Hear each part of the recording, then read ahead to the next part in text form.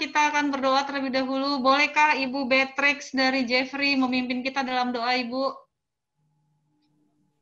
Baik, mari kita berdoa. Bapa yang baik, kami sungguh bersyukur karena Engkau ada bagi kami. Engkau merancangkan hal-hal yang baik dalam hidup kami untuk mencapai tujuan Tuhan dalam hidup kami. Pada pagi hari ini Tuhan, kami sudah berkumpul di sini secara virtual akan mengikuti pelatihan untuk literasi informasi tingkat advance.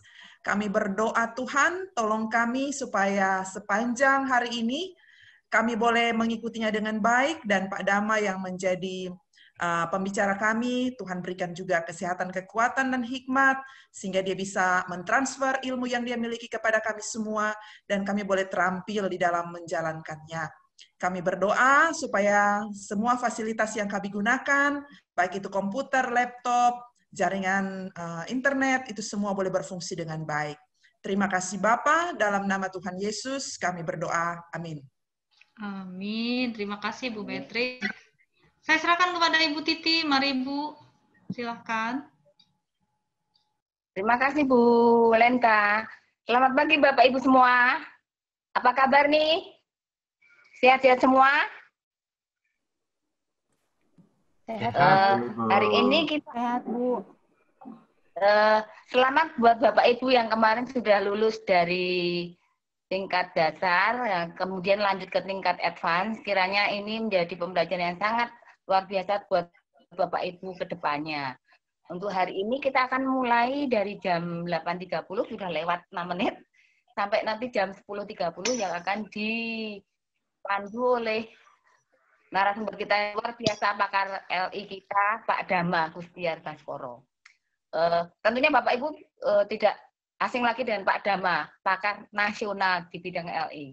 Jadi nanti di menit pertama, di waktu pertama ini kita akan belajar mendesain pelatihan dengan ADDA dan juga melakukan TNA. Ini apa itu ADDA? Apa itu ADDA maupun TNA? Kita akan kupas tuntas dengan Pak Dama. Mari silakan Pak Dama. Monggo. Baik Bu, terima kasih.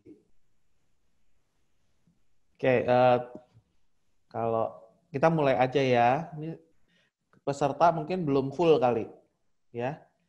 Oke, ada beberapa hal yang sebelum kita memulai, saya akan umumkan dulu ke teman-teman. Ya, pertama adalah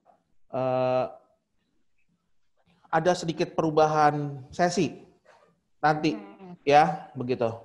Jadi hari ini kita rencananya begini Bapak Ibu ya. Jadi karena ini teman-teman udah advance ya. Jadi kita nggak basic lagi nih. Jadi kita sama-sama mau diskusi, mau sharing, mau belajar sama-sama nih, termasuk saya juga. Kita mau belajar bagaimana mendesain sebuah pembelajaran, kemudian mengembangkan materi online, ya. Kemudian harusnya nanti siang itu LMS, ya, LMS. Tapi tadi malam saya pikir lagi, menurut saya teman-teman perlu waktu banyak untuk mungkin mengerjakan materi yang akan dijadikan bahan kelulusan, ya, yaitu Anda harus bisa membuat sebuah media pembelajaran interaktif dengan menggunakan PowerPoint, ya. Nanti bentuknya video, ya. Kemudian saya masih pertimbangkan apakah ini PowerPoint itu juga harus ada bukti bahwa Anda bisa menggunakan video conference, begitu ya. Atau itu nanti bentuknya, karena ada, kalau kita bicara masalah online seperti ini, ada 3 bentuk yang paling penting. Yang pertama itu sinkronus, ya. Sinkronus itu tatap muka seperti ini, ya, begini.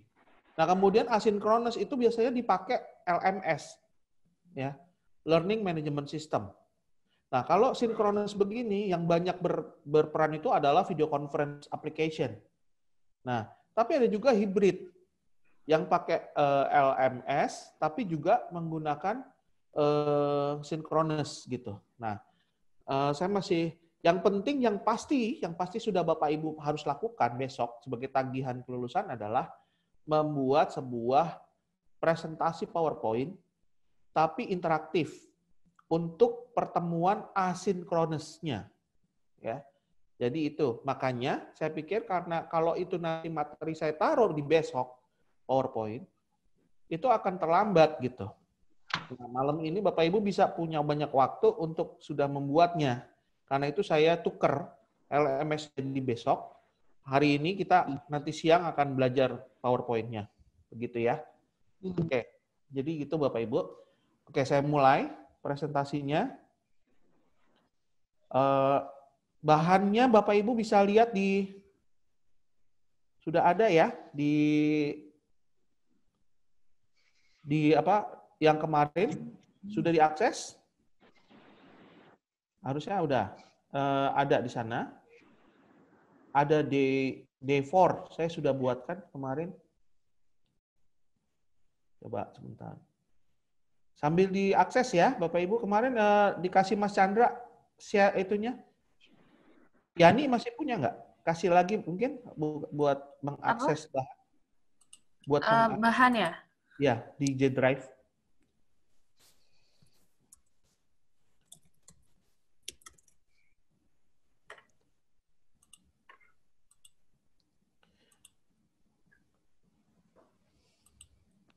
Oke, jadi bahan yang perlu kita melihat sama-sama hari ini adalah ADDI dan bagaimana nanti mengembangkan materi pelatihan online ya.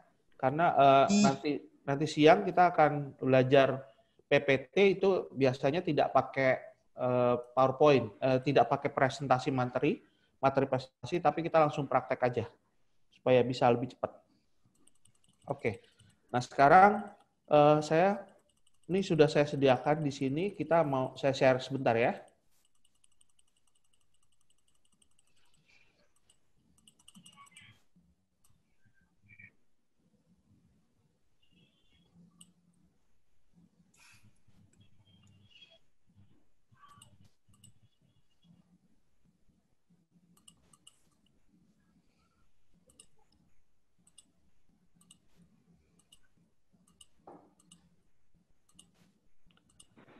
Oke, Bapak Ibu, ini bahannya.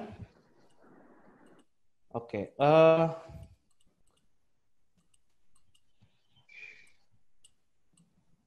Ya. Bapak Ibu, saya mau bertanya dulu. Ini pastinya Bapak Ibu sudah siapa yang maksud saya yang coba berikan tangan gitu sebelahnya kalau Bapak Ibu sudah punya pengalaman mengajar literasi informasi secara tatap muka sebelum COVID-19. Coba berikan tangan supaya saya bisa lihat berapa orang. Mari Bapak Ibu angkat tangan. Maksud saya gimana? Berikan tangan pakai simbol. Simbol. Coba pakai simbol. Ada berapa orang? Bisa kelihatan kan ya kalau di chat itu ya berapa orang yang pakai ya? Oke. Bisa ya? Bukan di chat sih maksud saya. Direction kali Pak. Ya, direction. Coba. Jempol aja, jempol gitu ya? Ya, dikasih jempol. Oke. Biasanya di pinggirnya sini keluar nih. Atau ini nggak keluar kayaknya. Saya nggak lihat. Saya nggak bisa lihat ya. Oh, ini belum ya.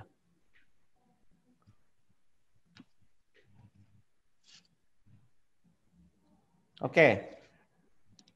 Oke, kali susah kali ya. Oke deh. Ini susah aja nih kalau ngajar begini nih online ya. Oke, teman-teman. Saya mau tanya deh, satu dua orang. Pak Jito, pernah ngajar nggak Pak Jito?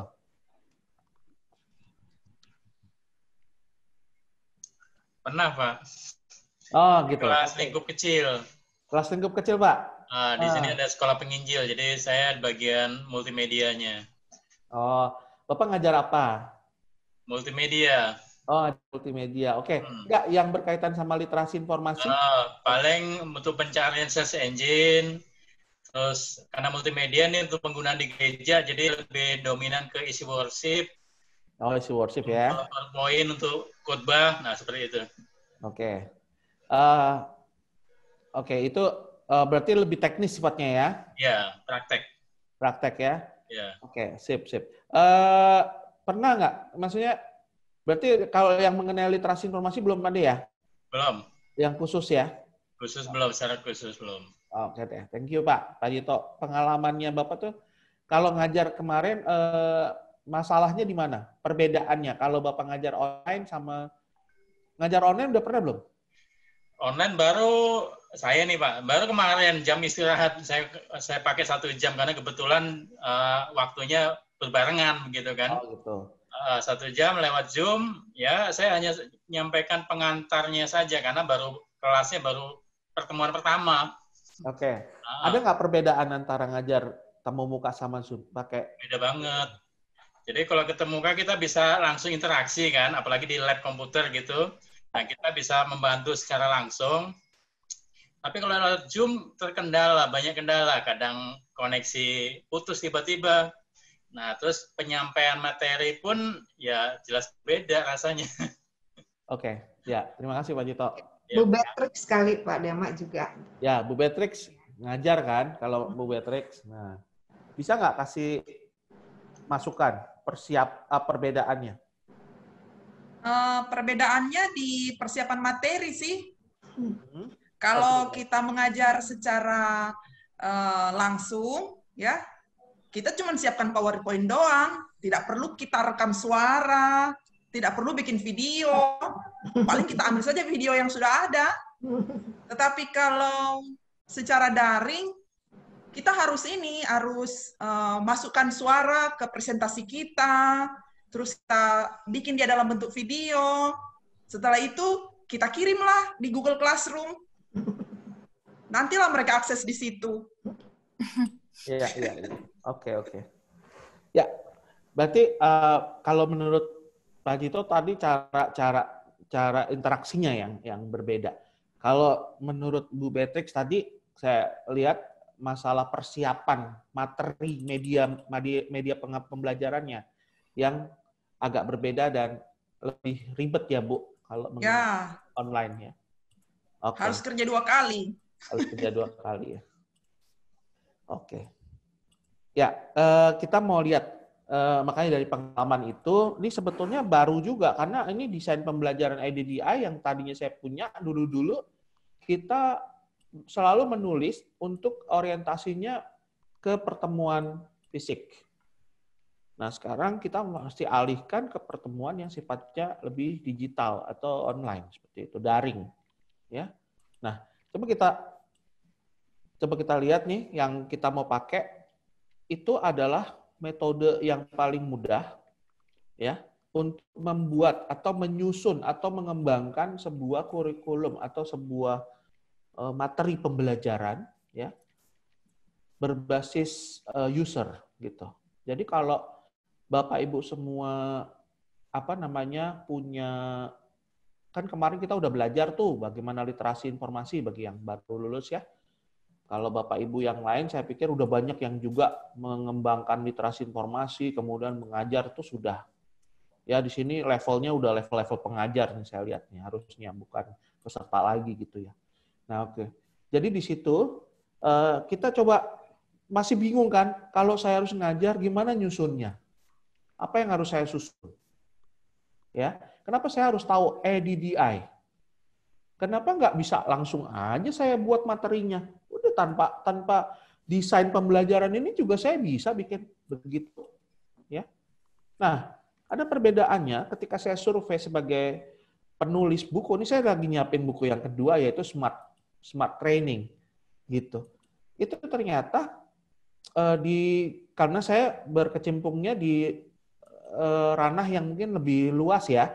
Jadi saya melihat gitu ada komunitas pustakawan Kristen, kemudian ada pustakawan perguruan tinggi, ada lagi perpustakaan yang lain gitu. Nah, ketika saya jalan-jalan dan coba mengumpulkan data itu banyak sekali perpustakaan, ya, pustakawannya itu bisa mengembangkan literasi informasi, tapi tidak standar. Apa artinya tidak standar? Ya, materinya itu tidak sesuai kebutuhan. Yang pertama, ya, karena dia nggak ngerti kebutuhan pemustakanya itu apa. Jadi kurang tepat guna. Satu, itu sering. Udah capek-capek nyiapin materi, tapi sebetulnya nggak terlalu dibutuhkan. Nah, makanya kita perlu yang namanya training needs analysis. Begitu ya. Nah, dari training needs analysis itulah kita bisa mendesain sebuah materi-materi literasi informasi yang benar-benar memiliki efektivitas untuk menjawab kebutuhan mereka. Nah, makanya mendesain sebuah materi atau literasi informasi sama seperti mendesain sebuah kurikulum. Ya, sama. Nah, jadi pertama dimulai dengan analisis. Kemudian desain, development, implementasi, baru evaluasi. Kebetulan saya punya pengalaman kemarin bersama dengan beberapa tim pakar dari FPPTI. Kami bekerja sama dengan Dikti untuk membuat sebuah modul literasi informasi nasional. Karena saya kepingin membuat modul itu, kita punya model di mana model literasi informasi nasional kita itu bisa dipakai oleh setiap pustakawan di Indonesia. Nah, akhirnya gayung bersambut, Dikti kemarin mau, tapi harus model tadi dimasukkan dalam bentuk modul, menjadi sebuah modul pelatihan literasi informasi. Nah, akhirnya kita menjalani semua implementasi dari analisis, design, development, implementation, sampai evaluation. Kemarin kita jalani semua, dan sekarang memang modulnya masih digodok di Dikti, dan mereka minta revisi sedikit, karena mereka minta dalam bentuk digital gitu ya. Jadi dia maunya seperti ruang guru dan sebagainya. Nah, ini saya masih coba ini lagi dengan teman-teman pakar, sehingga nanti kita bisa launch dengan menggunakan kurikulum yang bagus gitu ya, dalam bentuk digital. Nah, tapi nantinya pasti akan kita launch dan pasti itu akan berguna buat Bapak Ibu. Apa yang mau saya katakan, bahwa sesi analisis satu desain ini sangat penting Bapak Ibu ketika kita mau menyiapkan kurikulum literasi informasi, baik itu skala nasional maupun skalanya kecil, hanya di institusi Bapak Ibu saja. Ya. Nah, kita pertama kali melihat dulu training needs analysis sebagai bagian dari analisis IDDI. Analisis ya. Analisis adalah proses mengenali kebutuhan pelatihan dan karakteristik peserta. Jadi ini saya buat simpel saja, ya.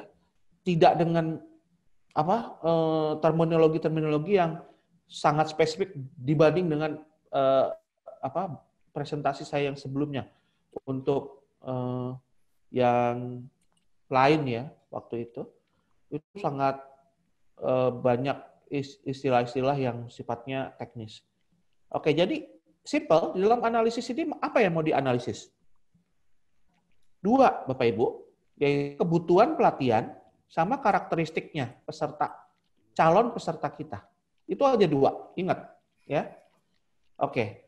Yang pertama sekarang mengenali ini. Yang pertama bagaimana caranya melakukan analisis ya? Oke, yang pertama itu Bapak Ibu harus bisa menentukan kompetensi apa sih sebetulnya yang mau dicapai. Ya. Jadi menentukan PKS, ini bukan partai Bapak Ibu ya, gitu ya. Biasakan menyebut PKS, ya itu pengetahuan, keterampilan atau psikomotorik, dan sikap, ya afektif. Menurut para ahli pendidikan, sebuah kurikulum atau pembelajaran yang baik harusnya tidak hanya berhenti pada keterampilan, tapi harus mengubah sikap orang tersebut, behavior orang tersebut untuk bisa melakukan segala sesuatu dengan lebih baik, ya, dengan menggunakan pengetahuan dan keterampilan yang dimilikinya. Misalnya, tujuan akhir dari literasi informasi bukan supaya mereka bisa menulis, tapi tujuan yang harus dicapai harusnya orang yang literasi informasi kurikulumnya harus disusun supaya orang yang sudah belajar itu jadi literat, memiliki daya kritis, analitis, sehingga dia bisa menjadi warga negara yang lebih baik, pembelajar sepanjang hayat yang bertanggung jawab. Kalau dia bisa memiliki sikap kritis, menyaring informasi dengan tepat, cepat, efektif, maka dia akan menjadi warga negara yang bertanggung jawab. Enggak sekedar ada berita, ya, kemudian menjadi dilepasin ya di mana-mana disebarkan, atau dia juga tidak termakan sebagai komoditas politik dari kelompok-kelompok tertentu. Nah, gitu maksudnya. Ya, itu sikap. Kemudian bagaimana di dalam akademis? Oh, dia takut, sikapnya takut kalau dia melakukan plagiarisme. Menjadi seorang yang sangat sensitif terhadap plagiarisme. Nah, ini jadi bagus karena kalau itu yang terjadi artinya kurikulum kita bisa mengubah sikap seseorang, bukan sekedar pengetahuan dan keterampilan. Ya, saya melakukan satu penelitian di sini, ya, di sini mahasiswa gitu ya, pernah saya coba teliti, memang rate-nya untuk melakukan plagiarisme itu kecil. Tapi kalau dibanding dengan bentuk-bentuk penelitian plagiat yang lain bentuknya itu tidak kecil juga gitu. Ya, artinya gini, Bapak Ibu tahu ya plagiat itu dibedakan jadi beberapa hal, yang disengaja maupun yang tidak disengaja. Nah, yang disengaja itu salah satunya apa? Ghost writer. Bapak Ibu tahu ghost writer artinya dia ditulisin sama orang lain, akhirnya jadi nih materinya. Entah itu tugas, entah itu skripsi, atau apa ya. Yang penting orang lain yang mengerjakan. Tapi ternyata ghostwriter tuh saya pikir udah nggak ada loh. Tapi ternyata ada. Dan itu besar. Lumayan dibandingkan dengan bentuk plagiat yang lain. Nah, itu contohnya. Jadi seorang yang sudah belajar literasi informasi ditantang juga apakah dia bisa membuat sebuah perubahan pada dirinya sendiri melalui pengetahuan dan kompetensinya, keterampilannya. Oke ya, jadi pertama, kita penting menganalisa kompetensi. Yang kedua, kita menganalisa pelatihannya. Kalau kompetensinya udah ketahuan, kita bisa analisa pelatihannya itu bisa kita desain. Apa aja sih materi pelatihan yang kita perlukan? Sesuai dengan tahapan inti PKS tadi. Ya. Nah, kemudian yang ketiga, kita bisa mengidentifikasi karakteristik peserta. Ya. Karena kalau anak kompetensinya sudah terpetakan, kemudian di bawah kompetensi itu pasti ada menentukan sebetulnya instructional analysis, betul begitu ya. Seperti itu. Jadi menganalisa instruksinya. Satu kegiatan, satu kompetensi itu pasti dibangun atas kompetensi lain dan juga tujuan. Jadi kita bisa menerjemahkan kompetensi itu apa sih gitu ya. Terus kemudian apa sih yang mendukung kompetensi tersebut. Baru kita bisa melihat analisa peserta didik kita. Karakteristiknya seperti apa? Mereka tinggal di mana? Yang paling cocok asinkronus apa sinkronus gitu ya nantinya. Seperti itu. Apakah anak, dewasa, remaja? Nah, itu beda lagi desainnya. Oke. Kemudian yang terakhir adalah menentukan tujuan pembelajaran, Bapak Ibu. Nah, ini lesson plan. Ya, simpelnya gitu. Lesson plan, ya.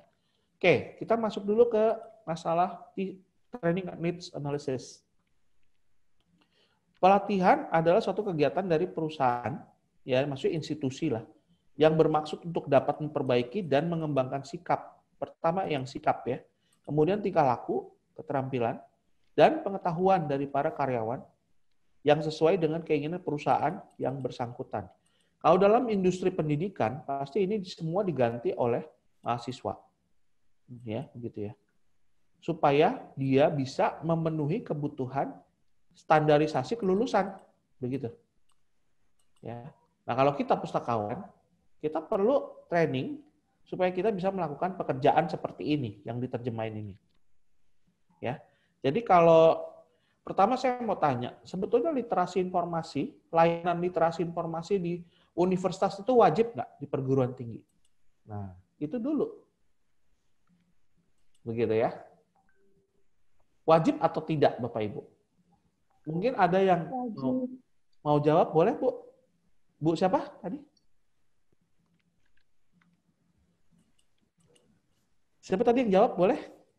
Saya mau tanya lebih lanjut. Ibu tahu itu wajib dari mana?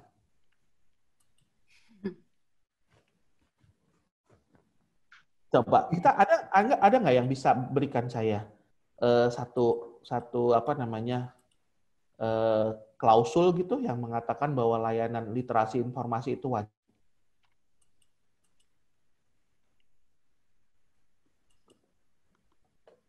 Pak Tony mungkin bisa bantu saya? Apa di UU ya kalau nggak salah? Di mana Pak? Undang-undang perpustakaan atau standar nasional. Nah, kalau Undang-Undang Perpustakaan nomor 3 tahun 43 itu hanya menyatakan di situ payungnya bahwa perpustakaan itu purpose-nya hanya untuk meningkatkan pengetahuan, research, dan sebagainya. Itu ada rekreasi dan sebagainya fungsinya. Ya, kalau nggak mungkin di berbasis standar. IT. Standar nasional kali ya. Betul. Ada di standar nasional tuh kita punya dua, Pak. SNI, berbasis standar nasional Indonesia. Ya. Kemudian ada standar nasional perpustakaan perguruan tinggi. Itu dikeluarkan oleh Perpustakaan Nasional. Ya, terima kasih Pak Tony ya. Oke, jadi betul yang dikatakan Pak Tony, ada dua standar yang Bapak Ibu mesti pelajari mengenai standar perguruan tinggi. Nah, kedua standar itu dengan jelas menyatakan bahwa literasi informasi merupakan layanan wajib di perpustakaan Anda. Ya. Jadi kalau Anda sebetulnya diakreditasi gitu ya, kalau di kami kan yang maksudnya yang bukan berbasis sekolah teologi ya gitu ya, itu banget gitu, ketat gitu ya. Nah itu jadi literasi informasi itu harus ada layanannya dan itu di-assess begitu. Nah di situ hanya dikatakan layanan literasi informasi. Tapi kalau kita terjemahkan layanan literasi informasi itu seperti apa? Sebetulnya tidak harus pelatihan, Bapak Ibu. Bisa juga menggunakan instruksional pasif. Seperti misalnya Bapak Ibu membuat poster, membuat panduan, membuat website, membuat macam-macam situs dan sebagainya untuk membantu pemustaka agar dia bisa menguasai literasi informasi. Nah, pelatihan itu merupakan satu opsi. Apalagi di dalam pandemi seperti ini, pelatihan menjadi hal yang sangat penting, ya, begitu. Oke, jadi di sini pelatihan harus masuk pada sikap, tingkah laku, dan pengetahuan. Ada 3 tadi. Oke. Mengapa TNA? Ya, karena pelatihan belum tentu merupakan solusi. Ya, kadang-kadang sebuah permasalahan solusinya bukan harus pelatihan, ya. Mungkin karena kondusivitas kerja yang kurang baik, ya. Kemudian anak itu nggak bisa dapat bandwidth, ya. Nah, berarti kan masalahnya bukan masalah pelatihan, tapi masalahnya infrastruktur seperti itu, ya. Kemudian adakah komponen non pelatihan sebagai solusi lain yang perlu ditingkatkan juga, ya? Tadi misalnya infrastrukturnya kah atau apanya, ya? Kemudian ini bisa menjawab sebuah perubahan. Jadi kalau ada perubahan di dalam institusi pendidikan Bapak Ibu misalnya, di kami misalnya, dari lulus 5 tahun misalnya, menjadi 3 tahun. Nah ini adalah perubahan cukup masif. Nah jadi itu harus dibarengi dengan adanya TNA, Training Needs Analysis. Apa yang butuh disupport oleh perpustakaan? Perubahan lain, contohnya kita semua mengalaminya. COVID-19. Itu perubahan yang sangat tiba-tiba dan sangat mendadak. Ya, akhirnya perlu nggak TNA? Perlu. Ya, Bapak Ibu harus cari tahu pemustaka Anda butuhnya apa. Apa yang perpustakaan bisa lakukan buat pelatihan daring? Salah satu contoh, kalau misalnya siswa-siswa yang scholar beasiswa yang beasiswa kemudian mereka dipulangin, ya itu mereka tuh beasiswa dari seluruh Indonesia tapi tetap belajar di rumah mereka masing-masing. Itu ada dari Papua sampai ke Aceh di UPH. Lantas mereka pakai buku pegangan mereka itu adanya cuma di perpustakaan, buku cetaknya. Lantas bagaimana cara mereka menggunakan buku itu? Nah, perpustakaan harus memikirkan juga terobosan-terobosan, misalnya membuat scanning dari buku-buku tersebut. Babnya yang mana yang dibutuhkan supaya bisa dialih formatkan menjadi PDF. Misalnya seperti itu. Untuk di-share. Nah, misalnya bantuan-bantuan seperti itu yang perlu dipikirkan. Karena perubahan ini belum tentu meminta kita untuk melakukan training, tapi juga perubahan-perubahan lain sifatnya terhubung dengan layanan kita. Ya, begitu. Nah, kemudian apakah peserta membutuhkan pelatihan tersebut? Nah, ini menjaga motivasi. Kalau mereka udah nggak butuh, disuruh ikut, pasti mereka kemana-mana. Ya, udah nggak stay fokus gitu ya. Begitu. Nah, gambaran karakteristik pesertanya seperti apa? Apakah mereka homogen atau berasal dari berbagai angkatan? Nah, ini akan mempengaruhi kondusivitas dalam kelas. Keahlian yang diberikan sesuai dengan kebutuhan atau tuntutan organisasi enggak? Apakah kita memberikan satu hal yang menurut kita penting, tapi belum tentu penting untuk organisasi, untuk kelulusan mereka. Begitu. Ya. Kemudian metode dan strategi pelatihannya sesuai nggak dengan materi dan karakteristiknya. Nah, kalau pesertanya misalnya anak angkatan pertama, Bapak Ibu jejali dengan menulis, nggak mungkin tahu mereka. Karena mereka gini, buat apa ya Pak? Saya belum dapat tugas-tugas itu kok. Akhirnya di tahun kelima nanti atau tahun keempat mereka akan blong lagi, kosong. Apa yang dipelajari dari tahun pertama itu nggak akan nempel di tahun keempat. Begitu ya, karena mereka nggak ngerti konteksnya. Makanya metode dan strategi pelatihannya harus dikasih sesuai karakteristik peserta. Hubungkan pelatihan tersebut dengan kebutuhan mereka. Baru itu bermakna pelatihannya. Ya. Kemudian dana yang digunakan untuk pelatihan sebanding nggak dengan kebutuhannya. Nah, gitu ya. Sayang kan kalau kita sudah desain, udah pakai gimmick dan sebagainya gitu ya, tapi ternyata pelatihannya sebetulnya tidak efektif. Itu pentingnya. Major and Pipe juga menyatakan bahwa solution to problems are like keys in locks. They don't work kalau dia nggak pakai kunci yang tepat. Karena itu jangan semua, ada pepatah mengatakan kunci itu tidak sama ya. Kalau orang biasa menggunakan yang di tangannya itu adalah palu, ya gitu, maka dia akan melihat segala permasalahan itu seperti paku, Bapak Ibu. Yang bisanya hanya solusinya itu dipukul. Nah, begitu. Nah, saya pikir kita juga harus pikir bahwa jangan sampai kita harus punya berbagai solusi untuk berbagai masalah yang tepat. Ya, begitu. Jadi langkah-langkah AKP di sini, AKP ini TNA, ya. Analisis kebutuhan pelatihan. Yang pertama, Bapak Ibu harus bisa mengidentifikasi masalah, kemudian perumusan masalah, ya, mencari apa? Gap. Gap itu apa, Bapak Ibu? Gap itu ada kesenjangan antara kemampuan aktual dengan kemampuan ideal yang diinginkan. Ya, baru kalau gap itu terpetakan, maka kita bisa menganalisa kebutuhan pelatihannya seperti apa, dan menghasilkan rekomendasi pelatihan, bahkan juga kita bisa merekomendasikan non-pelatihan. Ya, tapi pada pagi hari ini kita lebih fokus di pelatihan. Ya, dan saya tidak akan terlalu banyak menyinggung AKP karena AKP ini memang harusnya satu sesi sendiri ya, dengan kalau kita mau membuat satu assessment gitu di dalam satu institusi ya, untuk mengecek sebetulnya kebutuhannya institusi itu apa sih. Nah, itu harus dicek ya.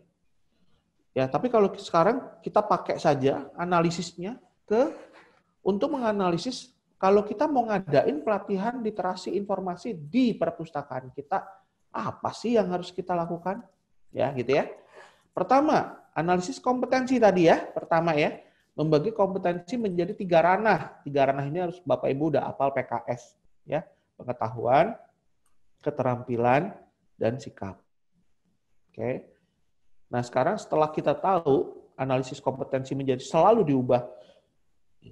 dibagi menjadi 3 ranah ini, maka kita bisa lihat. Kita coba apa harapan kita dan apa kenyataan yang terjadi. Idealnya tuh sekarang apa sih ideal ya?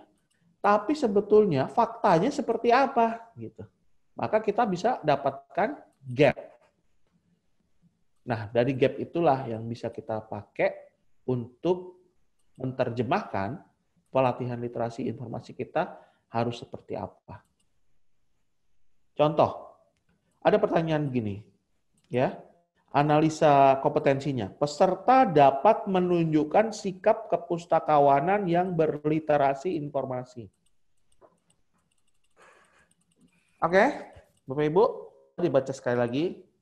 Peserta dapat menunjukkan sikap kepustakawanan yang berliterasi informasi. Artinya ini pelatihan pustakawan ya. Tujuan dari pelatihan ini kemarin harusnya Bapak Ibu semua setelah mengikuti pelatihan kemarin harusnya bisa menunjukkan sikap kepustakawanan yang berliterasi informasi. Begitu. Tahap 1 yang kemarin ya.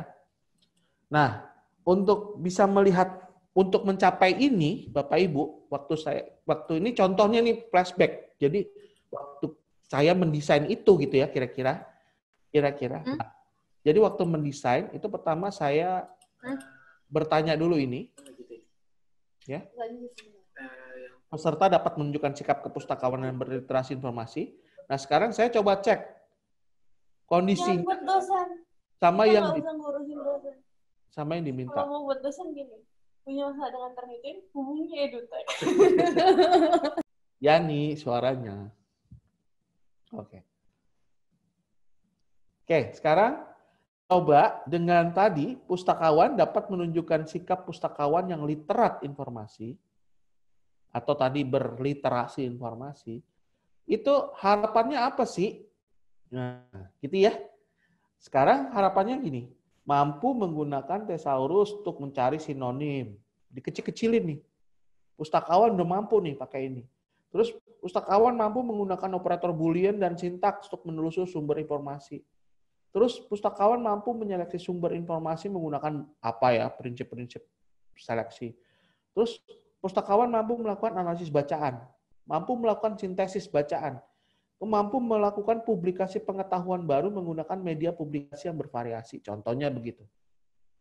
Nah, sekarang kenyataannya bagaimana? Misalnya nih, ditemukan bahwa di banyak tempat ya, pustakawannya mampu sih menggunakan thesaurus, tahu, tapi belum mampu menggunakan sinonim dalam penelusuran.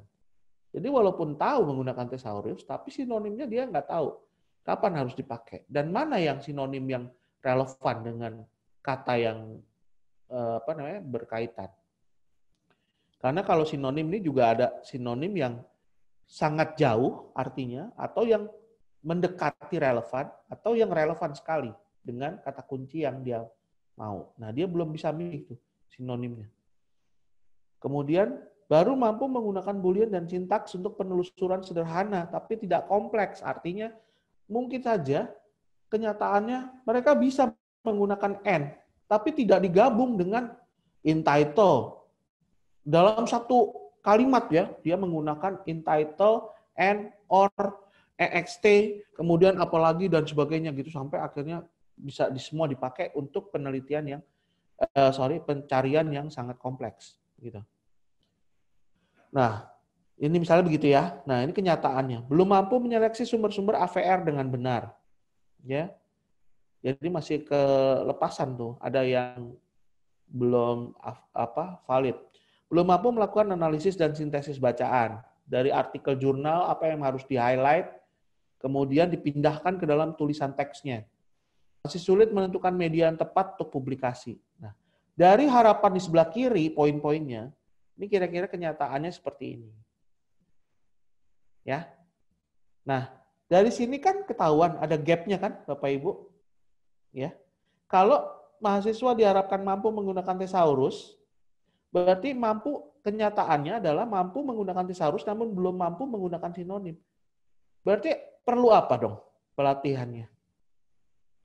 Perlu pelatihan menggunakan thesaurus yang mungkin lebih dalam. Ya. Begitu. Bukan hanya yang general, udah thesaurus selesai. Tapi kita harus melihat thesaurus, berbagai macam thesaurus misalnya. Ya, misalnya thesaurus yang kalau thesaurus.com itu kan sangat basic dan bahkan nggak bisa dipakai kadang-kadang. Ya, tapi kita kalau melihat EBSCO, di dalam EBSCO ada thesaurusnya, pangkalan data. Nah, mungkin kita harus belajar menggunakan thesaurus itu supaya lebih spesifik dan orang bisa langsung menggunakannya di dalam pencarian. Begitu loh contohnya. Ya. Nah, kita jadi tahu gap-nya. Oke? Nah, coba sekarang Bapak Ibu latihan 21. Di kertasnya Bapak Ibu ada. Silahkan dicari. Ada pasti kertas itu. Kertas latihan tadi di-download. Lembar kerja ya.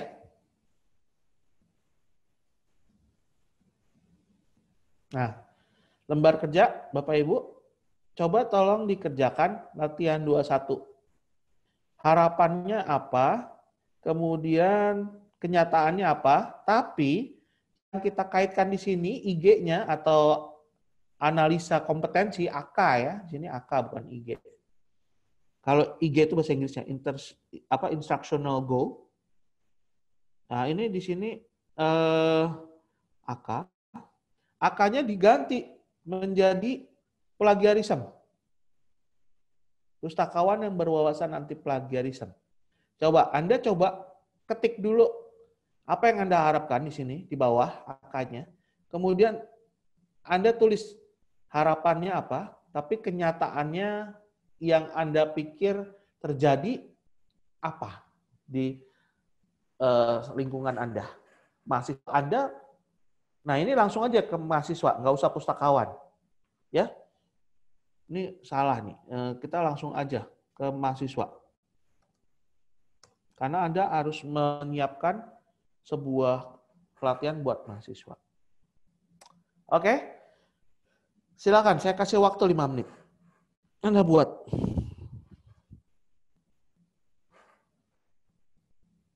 Nanti kita boleh presentasi. Ya, oke. Dama, sorry Pak Dama. Ya. Baterainya 31%, Pak. Kenapa? Baterai laptop Bapak. Baterai saya. Oh iya. Oke, terima kasih Pak. Kelihatan sama Pak Tony.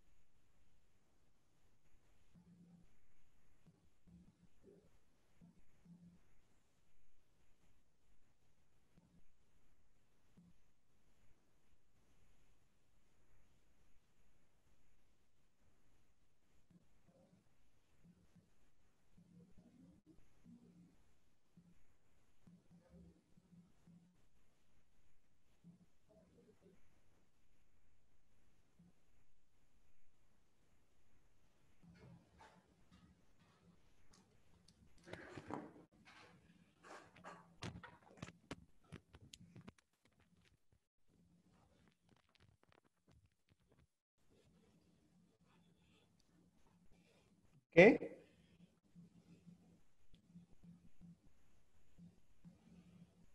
Apakah sudah, Bapak Ibu?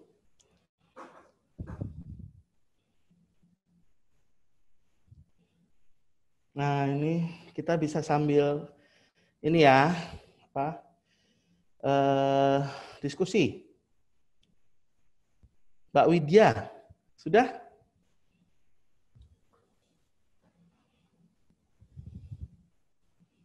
Halo, Mbak Widya, sudah selesai? Nggak ada nih orangnya ya? Belum, Pak. Saya masih agak bingung dengan ini. Oh, gitu. Iya. Oke, belum selesai ya? Ya. Belum. Berapa poin nih, Pak? Terserah Pak, nggak usah banyak-banyak, itu cuma buat proof skill aja bahwa sebetulnya teman-teman memahami itu. Ya satu aja kalau gitu ya. Ya satu, coba Pak Tony apa tuh misalnya? Kalau saya kan misalnya yang ya pas banyak temuan nih soalnya. Mampu membuat citasi dengan format Turabian yang benar. Nah, kenyataannya banyak temuan penulisan citasi tidak sesuai dengan format Turabian. Nah, ya itu bagus ya. Berarti nanti kan kita bisa lihat gap-nya, ya kan? Berarti harus ada pelatihan mengenai pembuatan citasi, gitu lah Pak. Iya. Nasib. Walaupun sudah ada pelatihan, Pak.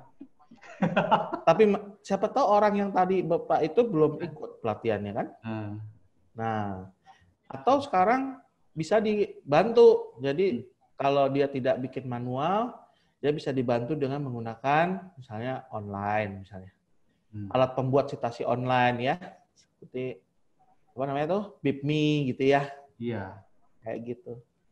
Pak Dharma. Ya, dengan siapa ini Pak? Pak Hadi, Pak.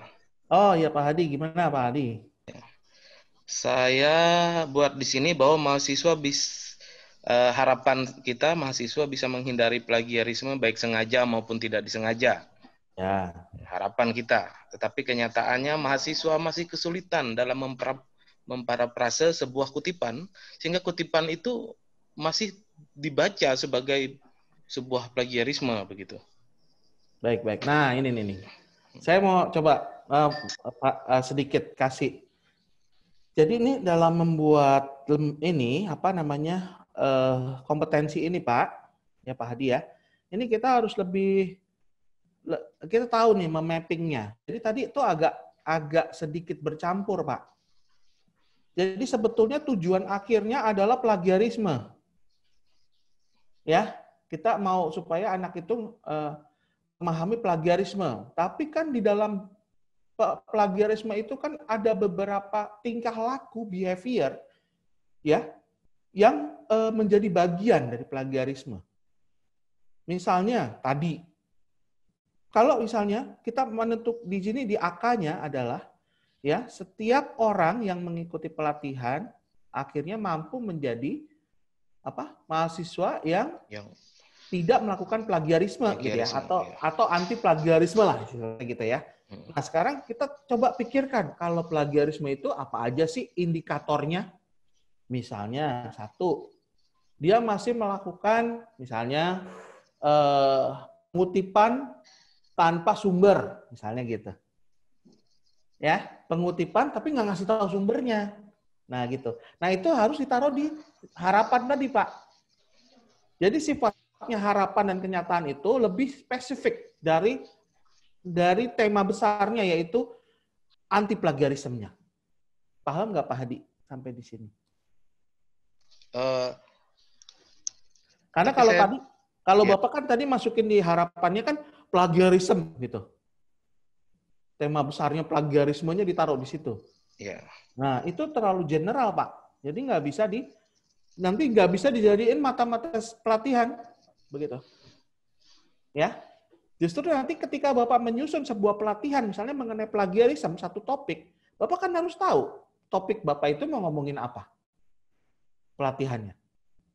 Nah, disinilah Bapak bisa menjadikan di dalam harapan itu dan kenyataan itu skill-skill kecil yang membangun sebuah behavior anti plagiarisme yang Bapak bisa berikan di dalam pelatihan gitu maksud saya.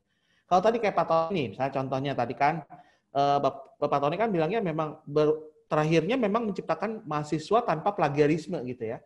Tapi di harapannya kan misalnya tadi masalah penulisan pengutipan belum bisa melakukan pengutipan menurut Turabian. Ya.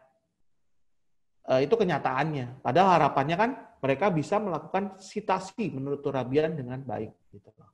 Nah, sitasi itu bagian dari anti plagiarisme tadi, gitu loh. Jadi lebih spesifik gitu, Pak ya? Betul, Pak. Ya, diperkecil lagi skopnya. Iya, betul. Paham ya, Pak? Ya, makasih, Pak. Makasih. Ya, sangat. Kayak ada lagi yang mau coba, mungkin nggak apa-apa. Ini buat contoh buat teman-temannya juga kan gitu. Yuk sama-sama yuk kita belajar.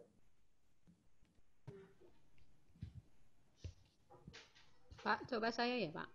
Oke, siapa nih? Dengan siapa saya? Samini. Oh, Bu Samini, silakan Bu. Harapan saya mahasiswa mengetahui arti plagiarisme. Sedangkan kenyataan mahasiswa melakukan pengutipan tanpa memberi sumber yang memadahi. Nah, sorry, gini. Oke, good, Bu. Ini contoh bagus untuk kita bisa melihat. Oke, coba ulangi, Bu. Harapannya apa? Harapannya, mahasiswa mengetahui arti plagiarisme. Oke, sekarang saya tanya, Bu. Mengetahui itu masuk ke ranah apa? Kognitif. P, K, atau S? Pengetahuan. Pengetahuan. Oke, kenyataannya apa? Kenyataannya, mahasiswa melakukan pengutipan tanpa memberi sumber yang memadahi. Ya, itu apa sebetulnya? Melakukan pengutipan tanpa sumber yang memadai. Apa tuh? Masuk ranah mana? Apa ya, Pak? Harusnya psikomotor atau keterampilan. Keterampilan. Matching nggak, Bu? Matching nggak? Harapannya pengetahuan, tapi kenyataannya prakteknya. Maksudnya gini, kalau saya bilang, kalau harapannya Ibu tadi adalah mereka memahami plagiarisme, jadi kenyataannya mereka nggak ngerti. Mereka nggak memahami plagiarisme itu batasannya di mana gitu. Nah, itu baru matching, Bu. Paham ya, Bu? Nah, mungkin yang bawah saya tulis seperti ini, Pak. Contoh lain. Ya, mahasiswa masih melakukan plagiarisme sengaja atau tidak sengaja? Sama juga ya, Pak ya? Untuk yang harapannya apa itu? Sama. Yang sama. Berarti seharusnya harus berpadanan. Pengetahuan ya, Pak ya? Ya, harus berpadanan seperti contoh yang tadi saya berikan. Oke? Terima kasih, Pak. Ya, mari, Bu. Nah, ini kita lihat lagi Bapak Ibu contohnya. Ya. Contohnya di sini adalah satu-satu Bapak Ibu. Kalau Bapak Ibu lihat poin pertama itu mampu menggunakan thesaurus untuk mencari sinonim kata kunci. Tapi di kenyataannya ini mengenai thesaurus juga. Mampu menggunakan thesaurus namun belum mampu menggunakan sinonim dalam penelusuran. Paham ya? Jadi dia harapannya dipecah-pecah lagi, harapan kenyataan ini pecahan dari bawah itu, pustakawan dapat menunjukkan sikap pustakawan yang literat. Nah, saya pecah menjadi ini, salah satunya. Kemudian menggunakan operator boolean dalam penelusuran, tapi dia tidak mampu menggunakan penelusuran boolean dan sintak untuk yang penelusuran kompleks. Kalau sederhana sudah bisa. Berarti kan di sini sebetulnya saya mau katakan ke Bapak Ibu bahwa penelitian untuk poin kedua ini sebetulnya bukan basic. Bukan untuk orang yang belum tahu Boolean atau sintaks. Tapi adalah memberikan kasus-kasus yang lebih menantang supaya mereka bisa menggunakan Boolean dan sintaks itu dalam konteks yang lebih dalam. Begitu. Paham ya? Berbeda dengan pengenalan Boolean dan sintaks. Nah, gitu. Contohnya seperti itu. Jadi kalau Anda melakukan kenyataannya ternyata kenyataan di kampus Anda misalnya sudah mampu menggunakan Boolean dan sintaks untuk penelusuran sederhana, tapi tidak kompleks, kemudian Anda terjemahkan, Anda harus melakukan pelatihan basic menggunakan Boolean dan sintaks, pasti akan sangat membosankan buat orang yang udah paham. Begitu. Nah, ini namanya pelatihan yang tidak tepat guna. Begitu. Ya, wasting. Karena sebetulnya mereka butuh challenge. Pak, kalau kayak gini gimana ya? Kalau ini gimana ya? Gitu. Nah, pelatihannya harus disesuaikan dengan kebutuhan. Sampai sini paham Bapak Ibu? Ada lagi satu yang mau coba, boleh sebelum kita lanjut?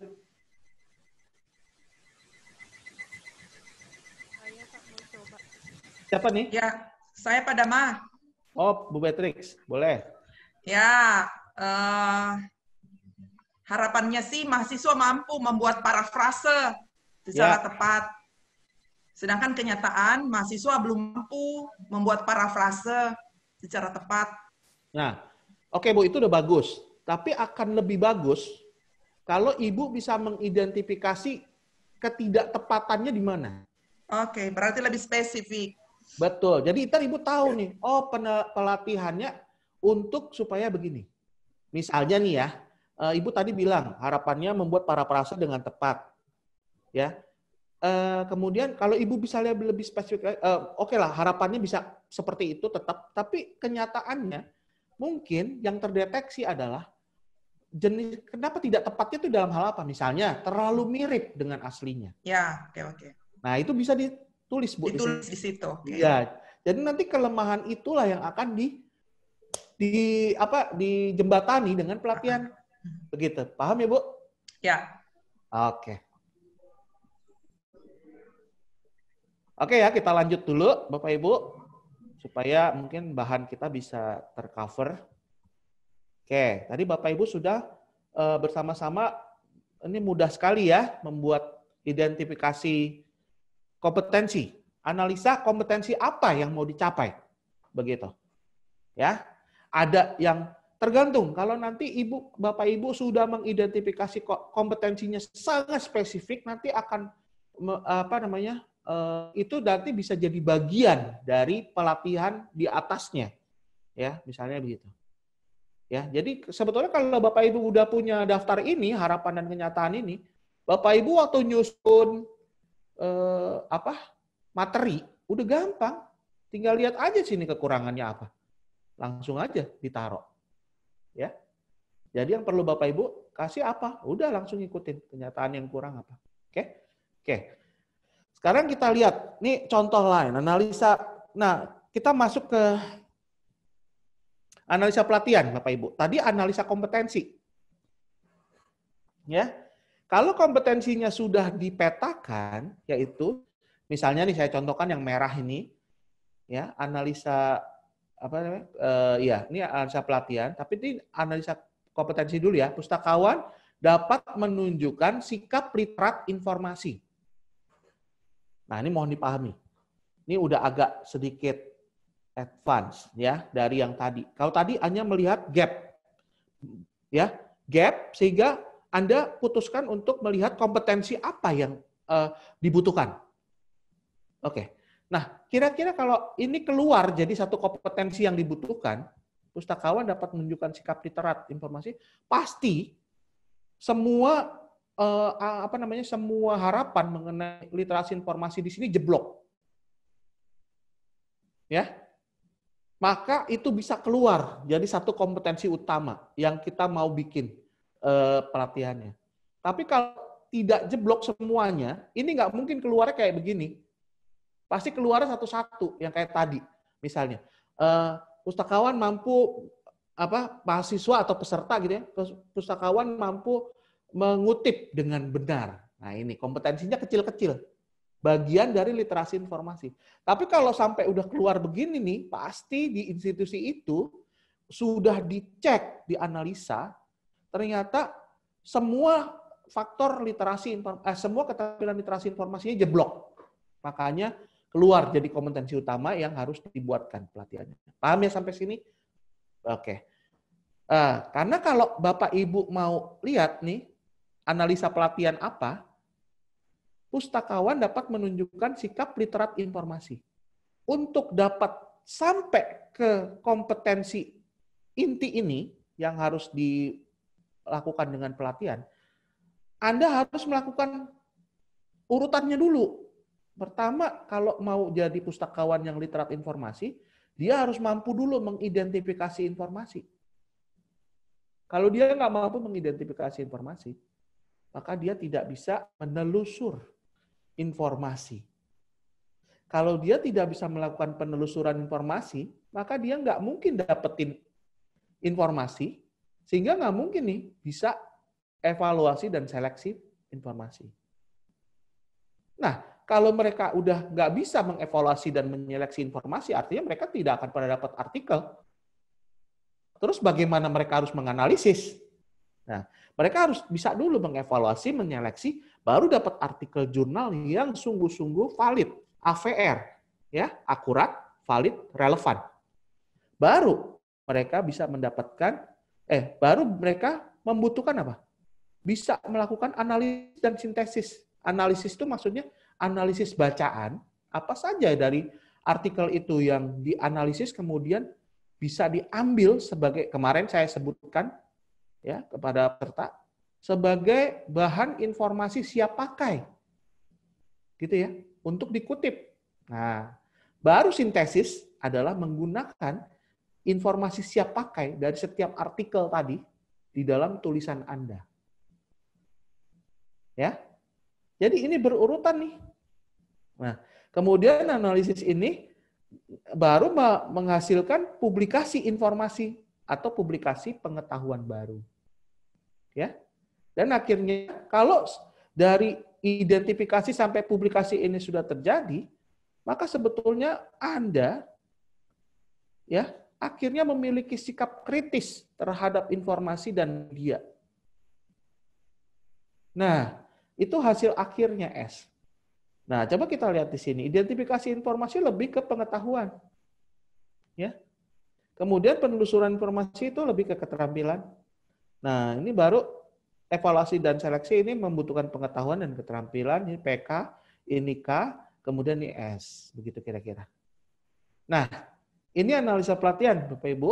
Jadi setelah Anda menganalisa sebuah kompetensi utama untuk dibuat jadi pelatihan, ya, Anda bisa mendetilkannya menjadi ini beberapa faktor untuk menyusun kompetensi tadi. Kalau semuanya ini sudah bisa, barulah pustakawan tersebut dibilang dapat menunjukkan sikap literat informasi. Karena dia sudah memiliki semua kompetensi yang dibutuhkan untuk mengidentifikasi seseorang sebagai orang yang literat informasi. Begitu ya kira-kira, Bapak Ibu. Ini saya kasih contoh lain. Ini yang lebih sederhana. Ya, pustakawan dapat menunjukkan keterampilan penelusuran sumber informasi AVR. Ya, jadi peserta itu kompetensi utama yang mau dicapai adalah keterampilan penelusuran sumber informasi yang akurat, valid, relevan. Begitu ya. Nah, sekarang coba kita lihat di sini untuk dia bisa kompetensi ini bisa terjadi, ada subkompetensi enggak yang perlu dicapai? Ada. Yang pertama, dia mampu dulu menganalisa kata kunci dari rumusan masalah. Ya, ini PK, pengetahuan dan keterampilan. Kemudian kalau dia udah bisa menganalisa kata kunci dari rumusan masalah, dia baru tuh bisa melakukan penelusuran sumber menggunakan Boolean dan sintaks. Menggunakan tadi kata kunci itu, masukin di sini, digabung-gabungin sama kata kunci lain. Ya, tapi kalau kata kuncinya aja nggak ada, dia mau ngapain pakai Boolean? Ya, karena kan ada Boolean OR. OR itu untuk apa? Kata kunci sinonim toh. Nah gitu. Nah, jadi kalau ini sudah bisa, maka ini akan bisa menggunakan yang advance, kemudian mampu melakukan penelusuran sumber menggunakan Boolean. Syaratnya adalah mampu menganalisa kata kunci dulu, baru ini, ya.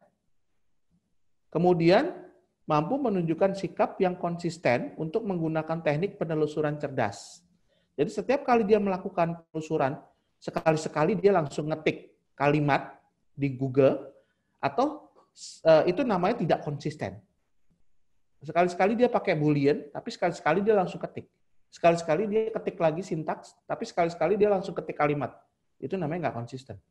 Dan itu belum tercapai sikapnya. Begitu. Paham ya Bapak Ibu ya?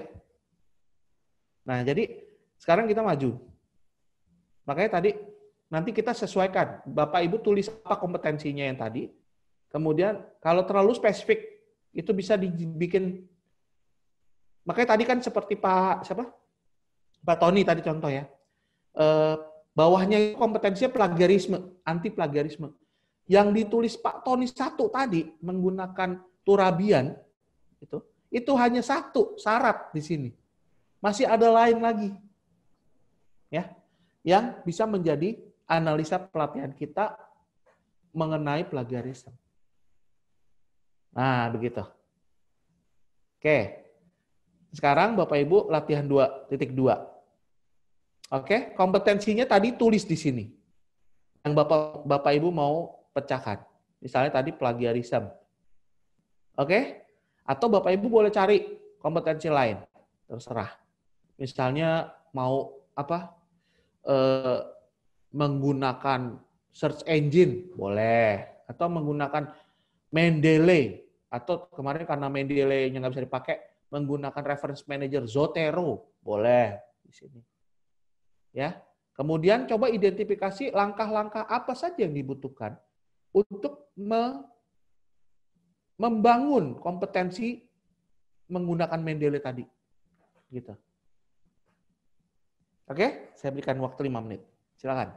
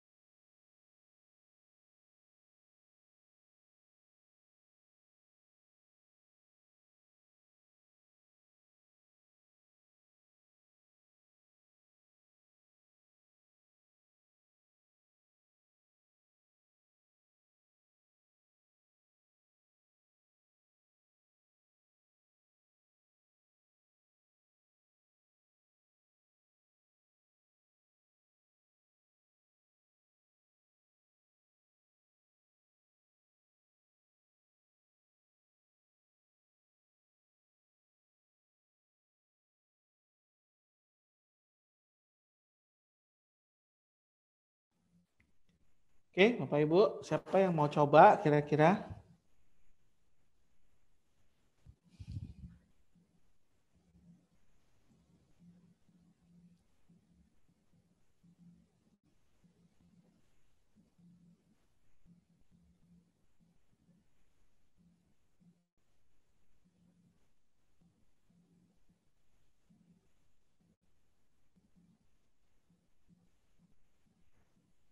Bu Marcelina? Sudah?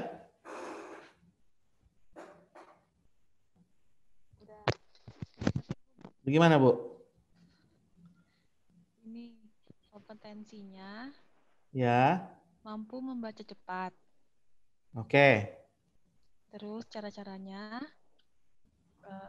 memahami metode dan kiat membaca cepat dari teori SQ3R. Tunggu, sebentar. Satu, apa tadi? Memahami Metode dan Oke. kiat. Berarti yang pertama itu P, K, atau S? Memahami P. P. Terus?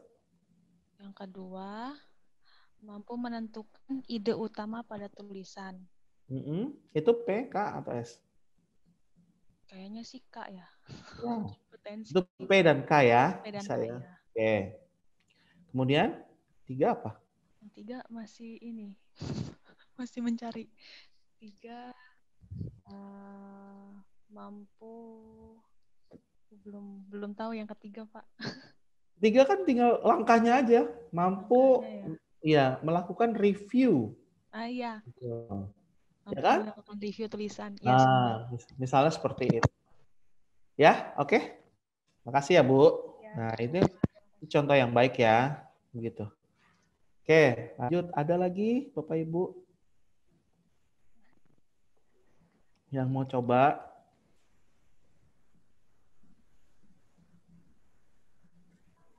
Saya, Pak. Coba lagi, Pak. Pak Hadi. Monggo, Pak. Silakan. Belajar, Pak ya. Silakan, kalau Pak. Salah. Udah biasa, Pak. Justru Iya. salah, Pak, kalau lagi belajar gini, Pak. Mampu menggunakan reference manager, Pak. Kompetensinya ya? Ya. Oke, lanjut. Kemudian secara khususnya mampu menggunakan Zotero sebagai pengelola dokumen referensi. Oke. Terus keduanya apa? Yang selanjutnya mampu menggunakan secara konsisten, mampu menggunakan Zotero secara konsisten dalam tulisan ilmiahnya. Terus? Itu, Pak. Oh, 3 itu mampu. Nah, oke. Gini, Pak. Sebetulnya itu nggak salah, tapi kurang spesifik aja, Pak. Gitu. Ya, Pak. Karena kita tidak melihat keterampilan spesifiknya keluar dari kompetensi tadi. Jadi gini, kalau Bapak mau menggunakan Zotero, Pak ya, sebetulnya itu dibagi menjadi beberapa keterampilan. Bapak sanggup, pertama, Bapak mampu menginstal Zotero-nya. Itu aja udah harus keluar, Pak. Ini kan nggak harus 3, Pak. Ini bisa aja nanti 5, 10 boleh, ini 3 kotak. Ya, pertama instalasi itu penting dong, kan itu kan emang harus kompeten kan untuk. Iya, rumit. Ya. Nah, kemudian yang kedua, Pak, Bapak Zotero kemarin yang diajarkan itu mendokumentasikan, ya, PDF masuk ke dalam Zotero, bikin, nah gitu. Yang ketiga itu mungkin implementasinya, bikin citasi dan bibliografinya, Pak, menggunakannya. Jadi Bapak mesti spesifik, Pak. Jadi itu yang tadi itu bisa dipecah-pecah aja gitu, Pak ya? Enggak mesti harus terlalu general gitu? Iya. Oh iya. Terima kasih, Pak. Karena kompetensinya yang tadi Bapak udah lumayan general kan? Sebetulnya kompetensinya menggunakan reference manager gitu ya. Nah, baru di sini instalasinya, terus mendokumentasikan ini sumber di dalam Zotero, baru menggunakan citasi dan bibliografi. Ya. Terima kasih, Pak. Ya, kembali, Pak. Bagus, Pak, ya. Nanti tinggal dikembangkan saja. Oke, teman-teman, dari contoh-contoh itu bisa lihat ya, saya kira ya. Kita maju dulu, takut nanti nggak selesai. Oke. Nah, cara yang ketiga itu adalah analisa peserta didik. Bapak Ibu. Analisa peserta didik itu artinya entry skills. Entry skills-nya apa sih yang dibutuhkan untuk ikut pelatihan kita? Misalnya nih, kalau ikut pelatihan online research, entry skill standarnya, kalau dia itu harus tahu menggunakan internet dan SE, search engine. Kalau dia aja nggak tahu search engine, ya kemudian fungsinya, itu gimana kita mau jelasin, ya untuk pelatihan online-nya, untuk menggunakan sintaks, untuk menggunakan ini, kemudian kalau dapat kita kita copy, kita paste, kita macam-macam ya. Dia nggak tahu link itu apa, tautan dan sebagainya, itu nggak bisa gitu. Ya, untuk ikut ini susah. Nah, dia harus tahu itu dulu, gitu. Ya. Nah, analisa itu berikan tes cara menganalisa gimana sih supaya kita tahu mengecek entry skill-nya dia, bisa berikan tes sederhana ke dia. Kasih instruksi, coba kamu cari ini gini. Nah, dia bisa nggak lakukan itu? Nanti kita lihat tuh. Oke, dari prakteknya kita lihat, oh dia udah bisa nih, ini dia masuk nih, dia bisa tahu link, tahu ini apa segala macam. Oke, kalau nggak diobservasi, dilihatin, diamati, kemudian alurnya tes tertulis, kasus. Ya, dia dikasih kasus, misalnya kasusnya yang melibatkan pengetahuan dia terhadap itu entry skill tadi. Jadi kita yakin, oh dia emang udah bisa nih, dia udah tahu caranya. Begitu ya. Oke. Atau, nah ini misalnya analisa peserta didik, ekspektasinya apa? Kalau tadi, entry skills. Ya, entry skill, menentukan skill basic, yang paling basic yang bisa ikut pelatihan saya ini kelas berapa? Gitu ya, kira-kira kalau di SD, SMP, SMA gitu ya. Gitu. Bisa yang ikut ini berapa? Walaupun Montessori itu konteksnya beda lagi. Dia akan mengeluarkan semua, bisa kok ikut sama-sama gitu ya, dengan kesulitan yang berbeda itu bisa. Tapi itu lain lagi ya. Ini kalau ini pelatihan lebih baik kita sudah scope dulu. Bahwa ini yang bisa ikut pelatihan kita, bisa ini, bisa ini, bisa ini. Kalau enggak, repot pelatihnya. Ya, nanti. Karena banyak variasinya, ada yang nggak ngerti, ada yang sangat ngerti gitu ya. Yang kedua, analisa peserta didik itu melibatkan ekspektasi. Artinya, ketika Bapak Ibu sekarang ikut ini, Bapak Ibu pasti punya ekspektasi kan dari saya. Setelah lulus ini, setelah saya mengikuti ini, tadi kata Bu Beatrix pagi-pagi, motivasinya mungkin gini, jadi saya dapat sertifikat gitu katanya. Gitu ya Bu Beatrix. Itu salah satu juga saya ekspektasi, tapi artinya yang saya tanyakan di sini apa dari keikutsertaan Bapak Ibu di sini, kira-kira Bapak Ibu pengen belajar apa sih gitu ya? Gitu ya. Oke. Misalnya ikut pelatihan plagiarisme karena mereka berharap tahu batasan plagiarisme itu apa aja dan bagaimana menghindarinya. Ya, begitu. Atau menggunakan, nah analisanya sama, berikan praktek, observasi, tes tertulis dan sebagainya. Ya, begitu. Nah, ini pengetahuan. Pengetahuan itu bisa dicek melalui tes tertulis, esai, pilihan berganda, ya. Tes lisan, tes terstruktur, ya. Menggunakan observasi, rubrik, checklist, ya. Kemudian keterampilan afektif itu bisa diceknya dengan seperti ini. Nanti Bapak Ibu silakan kalau mau memulai sebuah pelatihan, mau Bapak Ibu kalau nggak tahu karakteristik orang yang mau dilatih, cari tahu dulu. Ya, misalnya pakai pretest dan sebagainya, ya. Oke. Kemudian latihan 23 ini mengidentifikasikan APD. APD itu analisa peserta didik. Kira-kira rancanglah sebuah instrumen untuk mengetahui keterampilan calon peserta didik untuk topik penggunaan Zotero menggunakan instrumen berikut. 1. Esai. Saya hanya butuh Bapak Ibu tuliskan perintahnya. Esainya suruh ngapain? Supaya Bapak Ibu bisa ukur orang ini udah bisa ikut Zotero apa belum. Nah, untuk mengukur Bapak Ibu harus tahu dulu apa saja yang harus dimiliki seseorang kalau dia mau ikut pelatihan Zotero. Minimal. Ya. Coba Anda tulis 1, kalau esai, kira-kira tuliskan perintahnya, suruh buat esai mengenai apa supaya Anda bisa mengambil apa namanya? Anda bisa mengukur calon peserta tersebut layak atau enggak ikut. Oke? Yang kedua, pilihan berganda. Berikan 2 contoh soal aja pilihan berganda untuk ngecek si orang itu supaya kita tahu kira-kira kompetensi apa, pre-skill apa sih yang mereka harus butuhkan sebelum mereka ikut pelatihan Zotero. Oke? Yuk, cepat aja. Gimana? Teman-teman, langsung buat ya. Kira-kira kalau esai, saya suruh buat perintahnya apa? Nanti coba bacakan kepada saya. Nah, kemudian pilihan berganda, buat 2 contoh aja. Ya, bersama dengan pilihannya. Gitu. Ya, ini cepat-cepat aja sih. Ya, oke. 1-2 menit aja ya.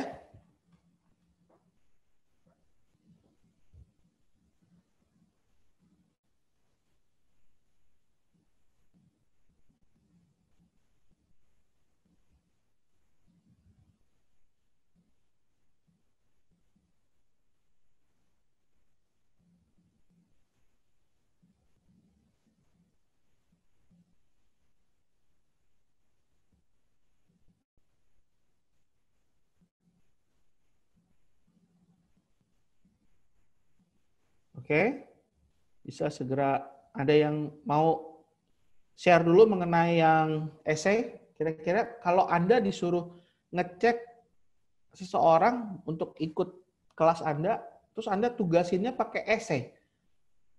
Nah, ini bisa refleksi ya. Kita sebutnya esainya itu refleksi. Apa yang bisa saya lakukan? Nah, gitu. Nah, tapi apa refleksinya tuh kata-katanya gimana? Dia suruh buat apa? Gitu kira-kira. Ya, ada yang mau jawab? Ya, silakan Pak. Pak Julianto, ya. Yang pertama, jelaskan langkah mengubah bahasa dalam program Zotero. Yang kedua, Gimana, Pak? Jelaskan langkah mengubah bahasa dalam program Zotero. Pak, dia belum ikut Zotero loh, Pak. Dia belum pernah ikut. Loh, ini kan entry skill. Jadi entry skill itu siapa yang boleh ikut pelatihan Zotero gitu loh. Iya. Gitu. Kira-kira Bapak mau ngetes dia apa nih? Mau suruh dia apa? Supaya Bapak tahu, oh ya kamu udah bisa ikut ini deh, Zotero gitu. Nah, gitu. Ya, gimana Pak? Apa yang Anda ketahui tentang Zotero? Apa yang kamu ketahui tentang bisa coba Pak? Satu-satu Bapak-bapak. Satu-satu. Ini banyak semua ini. Saya tunjuk ya. Ini soalnya banyak yang nggak mute. Siapa yang mau jawab nih? Pak Bu Berta atau siapa? Pak Andrea? Sartini, Pak. Ya? Sartini. Ya. Ibu Sartini mau jawab. Oke. Yang lain mute dulu ya. Tolong ya. Ibu Sartini deh. Ya, gimana? Apa yang saudara ketahui tentang Zotero? Kalau dia misalnya di refleksinya dia nggak ngerti gimana? Ibu terima atau enggak? Terima, Pak. Kenapa? Nah, kan memang pelatihannya supaya dia tahu gitu, Pak. Kalau sekiranya dia belum tahu, oh berarti saya bisa ambil langkah berikutnya untuk memperkenalkan lebih dulu. Gitu, Pak. Oke. Itu kalau untuk ngecek entry ya. Nah, gini, dia nggak ngerti Zotero, tapi harusnya Ibu tanyakan, apakah dia butuh Zotero? Ya, gitu loh. Nah, jadi dia kenapa dia ada di kelas itu sih gitu? Apakah karena terpaksa? Maksudnya karena, tapi kan entry level itu penting kan? Penting banget untuk diketahui. Nah, untuk bisa Zotero, Ibu lebih spesifik lagi. Kira-kira apa sih skill komputer yang mereka harus bisa? Ada nggak skill khusus? Gimana, Pak? Ada nggak skill khusus? Oh iya. Kalau yang nggak punya skill itu tuh ntar nyusahin gitu loh di kelas itu, gitu. Kira-kira. Nah, apa kira-kira? setidaknya mereka harus bisa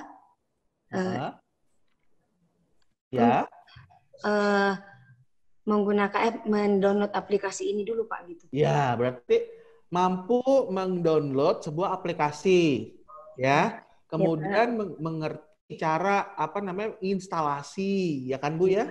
Iya Pak. Nah, jadi kalau itu dibentuk dalam bentuk sebuah esai, kira-kira pertanyaannya gimana? Nah, jelaskan langkah-langkah untuk masuk dalam sebuah website, gitu. Mungkin bisa atau sampai connect ke minimal sampai ke Google, dia bisa buka Google. Oke, jadi itu tadi dibahasakan lagi ya, gitu misalnya. Misalnya nih, refleksinya gini Bu, bisa juga seberapa mahirkah Anda untuk menginstal sebuah program atau mengenali aplikasi-aplikasi yang ada di search di internet. Nah, kalau dia bilang saya tidak terlalu bisa atau dia bilang saya tidak pernah, ya berarti kan nggak bisa ini orang, gitu ya. Jadi boleh tuh refleksikan seberapa mampunya Anda menggunakan search engine untuk mencari sebuah ini atau gitu ya. Gitu boleh ya. Oke, sekarang saya mau tanya yang pertanyaan itu. Terima kasih ya Bu. Pertanyaan pilihan ganda. Ada yang mau kasih contoh?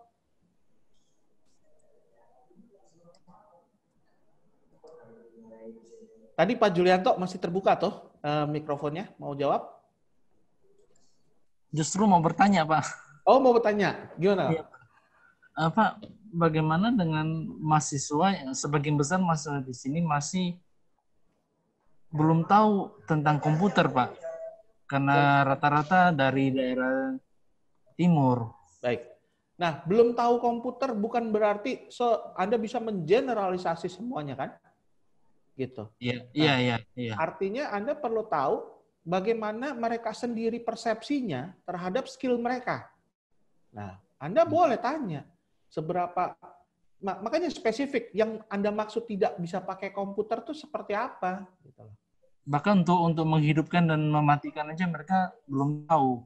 Tapi nggak semua kan Pak? Nggak semua. Iya, mungkin ada beberapa orang saja yang begitu, ya kan? Nah, makanya itu bisa dibikin sebuah tes, ya. Bagaimana cara menyalakan komputer. Kemudian taruh, apakah pilihan ganda ya, misalnya Bapak taruh gambar mouse. Apa fungsi dari alat ini dalam komputer? Kemudian A, untuk misalnya mencetak kertas, misalnya gitu. Kemudian 2, apa gitu loh jawabannya. Dia tahu nggak sih mouse itu buat apa? Gitu loh Pak, jadinya. Nah, kalau itu saja dia nggak ngerti, berarti agak susah nih Pak untuk ikut Zotero, gitu. Artinya. Latihan ulang dari awal. Nah, harus dikasih matrikulasi. Matrikulasi, Pak. Iya. Ya, jadi perlu ada pengantar pemula, gitu. Ya, supaya mereka mampu dulu menggunakan komputer. Itu biasanya ICT Essentials. Ya, itu mata kuliahnya ICT. Information, Communication, and Technology. Itu belajar dari awal. Bagian-bagian komputer apa aja. Kemudian internet tuh gimana. Gitu-gitu, Pak. Nah, paham ya? Paham. Pak, ya, sip. Oke. Ada yang mau jawab, Pak Sudirman? Ini kayaknya buka nih, mic-nya. Ya, mungkin soal pilihan ganda, Pak. Nanti kalau salah dibetulin ya, Pak, ya. Iya, Pak. Pasti. Silakan, Pak. Ya. Di sini saya buat satu soal, tapi hanya ya, satu soal aja Pak, nggak apa-apa. Untuk mengetahui tentang Zotero, seharusnya langkah apa yang kita lakukan? Yakni A, membuka aplikasi Zotero, B, mengedownload aplikasi Zotero. Oke, bedanya apa Pak? Membuka dan mendownload. Ya, kalau belum di-download, bagaimana dia buka, Pak? Oh iya, tadi pertanyaannya apa tadi? Untuk menggunakannya? Untuk mengetahui tentang Zotero, seharusnya langkah apa yang kita lakukan? Nah, kalau pertanyaan Anda itu, Pak, pasti di 2 jawaban itu salah semua, Pak. Kalau menurut saya. Begitu. Soalnya kan Anda tanyanya apa tadi? Itu ya. Untuk mengetahui tentang Zotero. Nah, untuk mengetahui tentang Zotero harus apa? Kalau saya bilang harus ketik di Google, Zotero itu apa? Cari informasinya. Jadi bukan mendownload gitu, bukan mendownload atau dengan buka gitu. Oke. Paham ya Pak? Maksud saya. Paham. Nah, itu yang kayak gitu tuh boleh tuh. Jadi apakah Anda sudah memahami fungsi Zotero misalnya? Untuk apa sih aplikasi ini gitu ya? Kalau belum tahu, nah tadi kayak Ibu tadi tuh benar. Diterima nggak Bu? Diterima karena dia pengen tahu gitu. Ya, paham ya? Paham Pak. Jadi, oke, thank you Pak. Ya. Sampai di sini dulu ya. Yuk, kita contoh-contohnya nanti masih boleh lagi.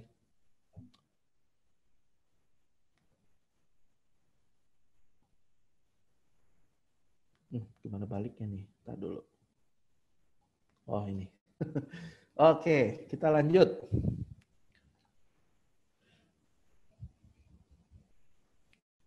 Ya, ini udah merancang. Berarti Bapak udah bisa melihat kompetensi, kemudian merancang pelatihan, menganalisis kira-kira kalau kompetensinya itu, latihannya ntar apa aja isinya. Ya. Kemudian Bapak Ibu udah bisa mengidentifikasi peserta didiknya, karakteristiknya seperti apa, kebutuhannya apa, harusnya itu ya. Nah, sekarang terakhir adalah menjelaskan tujuan pembelajaran Bapak Ibu, tujuan pelatihannya Bapak Ibu. Ya, itu bisa pakai 2 rumus Bapak Ibu. Ini yang paling simpel ya. Rumusnya adalah B, C, C. Yang pertama, B, CR, CN.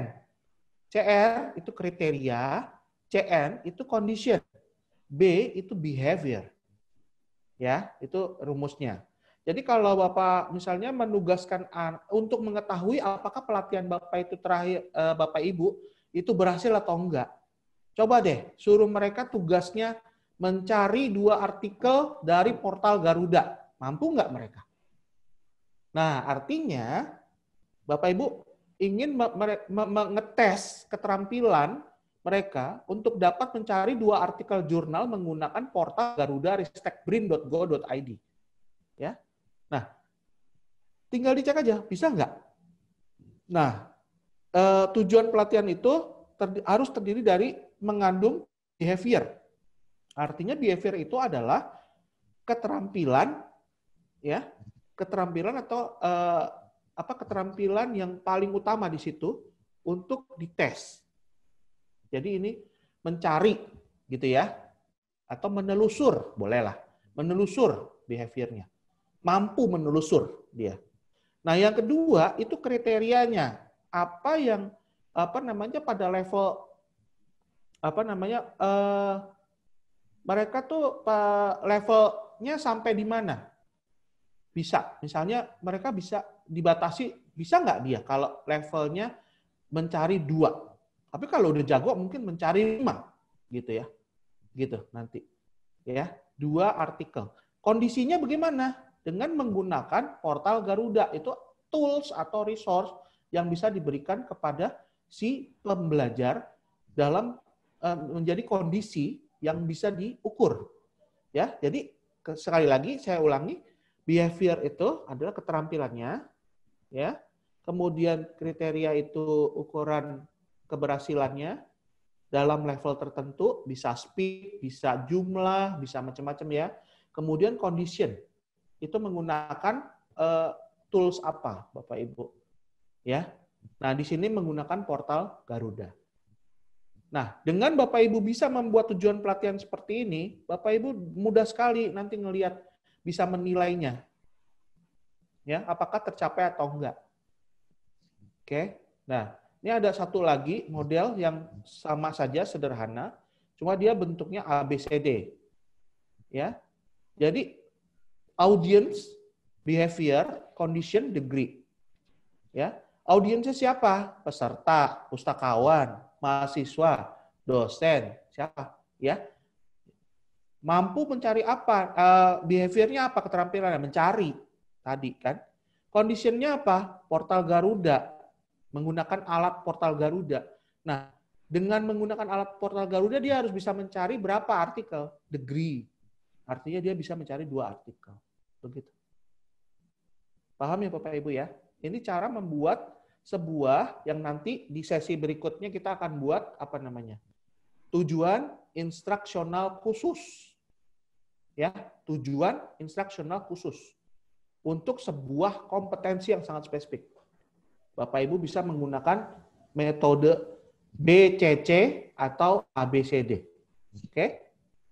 Nah, tadi kita udah lihat AK mampu membuat referensi. Contoh nih, saya buat contoh lain. Ya, ini kompetensinya adalah mampu membuat referensi. Kalau membuat referensi itu harus ada analisa pelatihan 1, mampu memahami perbedaan model sitasi dulu. Ya. Ini apa?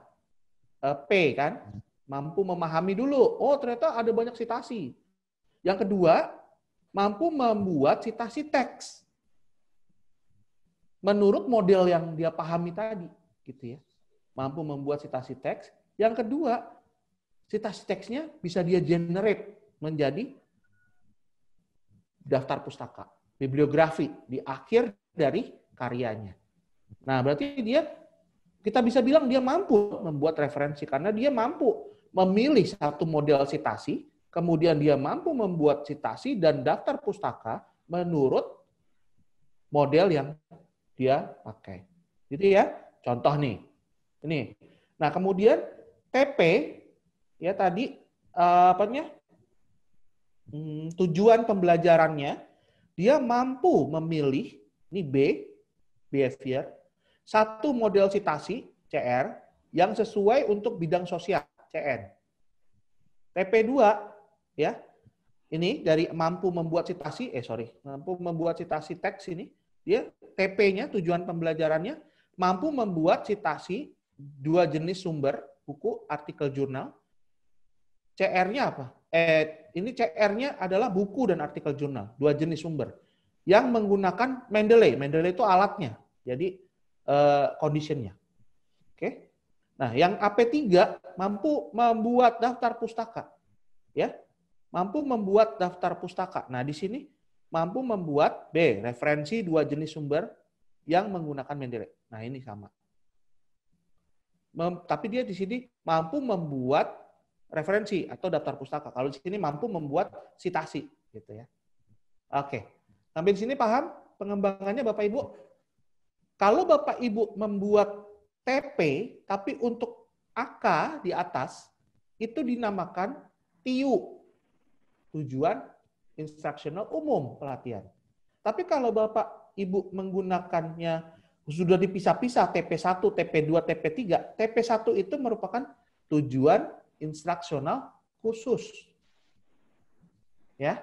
Nah, ini TP2 juga tujuan instruksional khusus kedua, ini tujuan instruksional khusus ketiga. Jadi kita nggak usah pusing sama istilah ya. Yang penting kita tahu kalau kita membuat tujuan lesson plan kita supaya bisa dinilai nantinya, kita harus mampu membuat TP, lesson plan. Karena kalau Bapak Ibu nanti membuat tesnya itu harus lihat TP-nya. Tujuan pembelajarannya. Kalau nggak pakai itu, pasti ngaco kemana-mana. Ini jadi patokan kita untuk membuat evaluasinya. Oke? Sampai di sini paham ya? Oke, kita lanjut dulu. Desain. Ya, tinggal 10 menit. Oke. Punya ide. Ya, memang ini kalau pelatihan gitu nih. Ya, oke. Saya lanjut dulu ya, Bapak Ibu ya. Oke. Ini nggak usah pakai tanya jawab dulu, Bu Titi, karena tadi kan memang udah ada tanya jawab ya di tengah-tengah. Nggak apa-apa deh. Ya. Desain, merancang. Nah, tadi kan kita sudah analyze. Yang pertama, kedua mendesain. Ya, proses merancang pelatihan agar bermakna dan tepat guna. Ya, yang penting itu adalah mendesain alat ukur yang tadi saya bilang, assessment. Ya. Kemudian menentukan bentuk pelatihannya seperti apa. Menentukan strategi belajar. Ya. Nah, assessment itu artinya Anda mengukur kondisi peserta didik. Pemahamannya dia, mengukur kondisi peserta didik, PKS-nya. Tapi bedanya dengan evaluasi adalah, evaluasi itu mengukur keberhasilan seluruh pelatihan Anda, termasuk salah satunya peserta didik. Paham ya perbedaannya? Jadi kalau dalam evaluasi, itu yang dievaluasi bukan hanya peserta didiknya, tapi juga instrukturnya di itu. Ya. Dan kemudian metodenya dan strateginya dan sebagainya. Oke. Nah, caranya bagaimana? Dengan melakukan pengukuran. Makanya suka ada pengukuran peserta didik, pengukuran dan evaluasi gitu ya. Oke. Alat ukur pelatihannya rubrik. Rubrik, tes, wawancara, checklist, banyak lagi. Masih ada beberapa ya. Silakan. Nah, nanti bentuk pelatihan adalah ceramah, diskusi. Nah, ini bentuk pelatihan yang bisa dilakukan di dalam bentuk salah satu kondisi pandemi ini ya. Paling kita bisa ceramah, diskusi, demonstrasi. Yang tadi tuh kita ngeliatin dulu caranya. Ya, role play agak susah karena Bapak Ibu harus bermain peran. Peer tutor ini penting karena dilihat satu-satu. Oh, Bapak udah sampai mana? Oke, bisa nggak ini? Apa bisa gini. Nah, itu peer tutor. Jigsaw ini agak susah karena ada per kelompok ya, mobilitas kelompok. Kemudian bisa debat, bisa ya, berdiskusi. Project, Bapak Ibu dikasih project tulisan terus dicek lagi bisa, belajar by project. Kemudian eksperimen, itu juga bisa. Nah, caranya adalah bisa menggunakan yang tadi saya udah jelaskan, asynchronous, ya. Itu artinya Anda menggunakan LMS, pasif. Anda tidak bertemu langsung. Mahasiswa, peserta Anda, peserta pelatihan akan melakukan pelatihan mandiri. Synchronous itu langsung ketemu atau hibrid. Melakukan pelatihan mandiri dan bertemu, gitu ya. Oke, strategi pembelajarannya yang perlu Anda pikirkan, strategi pembelajaran adalah ketika Anda sudah mendesain sebuah materi dari misalnya untuk pembelajaran 90 menit, Anda coba bagi pembelajaran itu menjadi 3. Pra-belajar, isi materi, dan refleksi. Jadi apa yang harus saya kasih, kegiatan apa, aktivitas apa, sebelum kita masuk belajar. Ya. Yang kedua, isi materinya.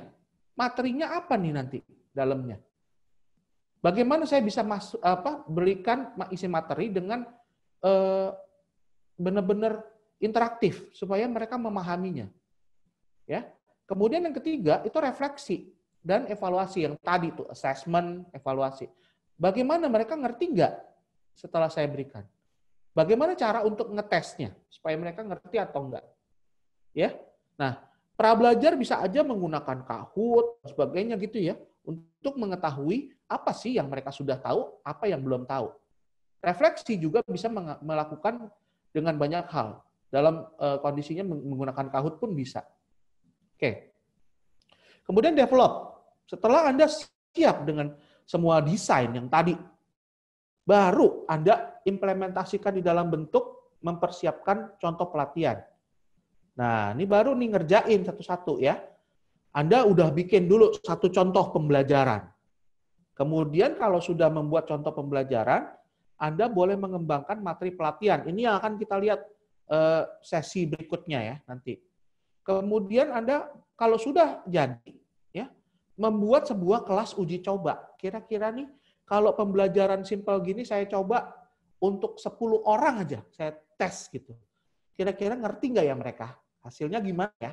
Nah gitu. Baru dites. Waktu saya bikin dengan Dikti kemarin dengan tim pakar, kami menggunakan tes bener-beneran kepada 20 orang siswa IPB. Ya, kita pakai untuk kita ajar. Kalau mereka nilainya bagus, berarti oke, good. Gitu ya. Kemudian implementasi. Nah, implementasi mempersiapkan pengajar dan pembelajar. Kalau tadi udah dites, run through tes tadi, ya, sekelompok kecil dan ternyata berhasil, berarti modulnya udah valid nih, kita bisa pakai, ya. Baru yang kita lakukan adalah kita harus melakukan TOT, ya. Nah, seperti kayak sekarang kita TOT, ya. Kemudian ke peserta didik, kita persiapkan peserta didiknya, ya. Siapa yang akan jadi peserta didik? Bagaimana registrasinya? Siapa yang akan mengurus administrasinya? Dan sebagainya. Baru ruang kelas. Mempersiapkan ruang kelas virtual. Kalau seperti ini kita harus punya Zoom, punya video conference dan sebagainya. Atau mempunyai LMS, ya. Setelah itu, terakhir kita bisa mengembangkan alat evaluasi pelatihan. Ada 2 alat pelatihan tes untuk mengevaluasi. Yang pertama tes formatif. Tes formatif itu tes yang dilakukan bisa di depan, di tengah dan sebagainya. Itu ya untuk mengecek pemahaman mahasiswa atau peserta didik kita. Tapi kalau sumatif itu dilakukan setelah kita selesai, baru dilakukan tes sumatif. Di akhir, untuk ngecek finalnya seperti apa. Kira-kira seperti itu Bapak Ibu yang bisa saya berikan. Kekejar juga nih, kurang 5 menit ya. Sekian dan terima kasih. Seperti si Angela ya. Ini akhirnya selesai juga gitu ya. Dan boleh kalau Bapak Ibu masih ada pertanyaan. Tapi sebetulnya masih ada latihan tuh Bapak Ibu. Jangan salah, jangan senang-senang dulu ya. Tadi setelah udah latihan 2-3 ya. Nah, latihan ini saya mau ngeliatin dulu. Ini Bapak Ibu harus sampai assessment-nya. Jadi tadi kompetensinya apa? Kemudian ini di sini adalah AP-nya, analisa pelatihannya, skill-skill kecilnya. Kemudian di sini lesson plan-nya, atau tujuan pembelajarannya, ya. TP1, TP2, TP3. Baru nanti untuk mengakses TP1 pakai apa nih assessment-nya? TP2 pakai apa nih? TP3 pakai apa nih? Nah, udah kalau itu selesai, baru Bapak Ibu boleh selesai. Oke, nanti buat PR juga nggak apa-apa ya. Oke, kalau ada pertanyaan silakan saya serahkan ke Bu Titi. Terima kasih. Saya ada pertanyaan Pak Dharma. Oh, Pak Hadi. Iya, tentang sinkronus dan asinkronus. Misalkan Jadi Bapak ini, Ibu kalau mau bertanya, silakan. ya, misalkan kita membuat video seperti yang dilakukan oleh Persetia itu, misalnya ada sebuah topik. Kemudian video itu diunggah di katakanlah di YouTube, misalkan diunggah di YouTube. Kemudian mahasiswa atau peserta kita itu melakukan interaksi dengan komen di bawah di video tersebut dengan menuliskan nama atau apa begitu, lalu mereka melakukan itu atau diskusi. Nah, itu kita kategorikan apa itu? Sinkronus, asinkronus, atau hybrid itu, Pak? Itu tetap asinkronus, Pak. Ya. Jadi, karena kenapa asinkronus? Karena dia tidak bertemu langsung dengan orangnya. Ya, gitu. Jadi, bahkan gereja kita kalau lagi minggu itu bilangnya streaming langsung. Padahal itu streaming udah dibuat seminggu sebelumnya, cuma baru dipublish pada minggu jam segitu. Itu namanya bukan sinkronus, Pak. Itu tetap asinkronus. Kalau sinkronus kayak kita sekarang ini loh, Pak. Nah, ini sinkronus. Ya paham ya, Pak ya? Oke. Ada lagi, Pak? Saya mau tanya dong, Pak Marcelino. Ya. Ya, silakan, Bu. Tadi kan aku lihat lagi kan di slide yang dibagikan di Google Drive, bagian tahap 2 desain. Iya. Yang asesmen desainnya nggak kelihatan. Mau lihat dong, Pak. Boleh nggak tayangin lagi, Pak? Belum catat tadi. Oh, yang apa, Bu? Pak, Bu? Yang tahap 2 desain. Ibu kan bisa download, toh? Tapi ini kan bentuknya PDF ya, jadi nggak keluar, Pak, penjelasannya. Bisa download. Udah aku download, nggak ada. Coba sebentar. Yang mana ya, Bu? Ya. Maksudnya yang PDF, maksudnya yang mana nih? Yang saya presentasiin atau gimana? Iya, yang Bapak presentasiin. Oh, bentar. Kan PDF, Pak, kalau di ini. Iya, jadi nggak kelihatan. Oh, ini ya. Yang sebelumnya. Yang desain? Iya. PDF bukan PPT. Iya. Ini. Iya. Yang sebelumnya. Iya, ini. Ini. Desain. Ini. Ya, ini. Iya, itu. Ini desain ya. Lagi, Pak. Yang satu lagi. Iya. Oh, ini ya. Iya, itu nggak kelihatan, Pak. Ah, ini boleh. Oke deh, ntar saya buat ini. Makasih ya, Pak. Oke, nanti dicatat ya. Di print screen dulu sekarang.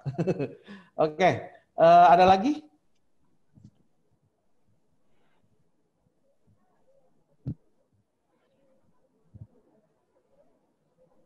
Oke, ada lagi? Nggak ada nih, kayaknya udah siap. Jadi kalau nggak ada Bapak Ibu, nanti kita akan melanjutkannya. Ini target saya sih hari ini ya. Bapak Ibu udah tahu nih cara ngedesainnya, ya mulai dari kompetennya, membuat kompetensi inti kecil ya.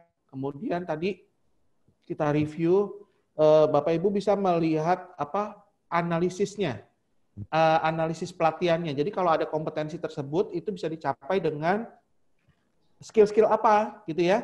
Nah, udah. Kemudian kalau udah Bapak Ibu bisa dari kita pelajari hari ini, Bapak Ibu bisa merumuskan tujuan pembelajarannya. Ya, dari masing-masing skill tadi ada tujuan pembelajaran. Tujuannya buat apa tujuannya? Kemudian baru assessment-nya apa. Kalau itu saja Bapak Ibu sudah kuasai dengan baik, mau makan apa hari ini, guys? Saya yakin Bapak Ibu sudah bisa melanjutkan membuat sebuah materi latihan online yang cukup baik gitu ya. Jadi nggak tepat guna. Jadi harus tepat guna dan nggak salah. Gitu. Oke, Bu Titi, silakan.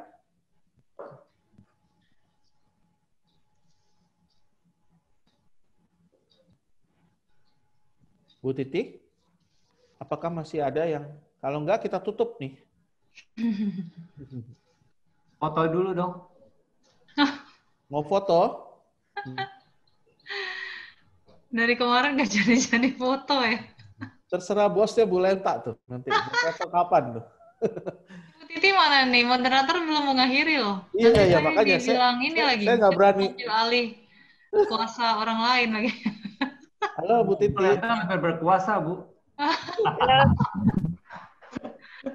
Ibu Titi, sepertinya memang sinyal Ibu Titi dari kemarin tuh. Bapak Ibu. Oh, ada. Silakan Bu. Dan iya. Sudah? Iya. Bapak Ibu, bagaimana semakin jelas atau semakin putus? Iya. Sesi pertama sudah selesai.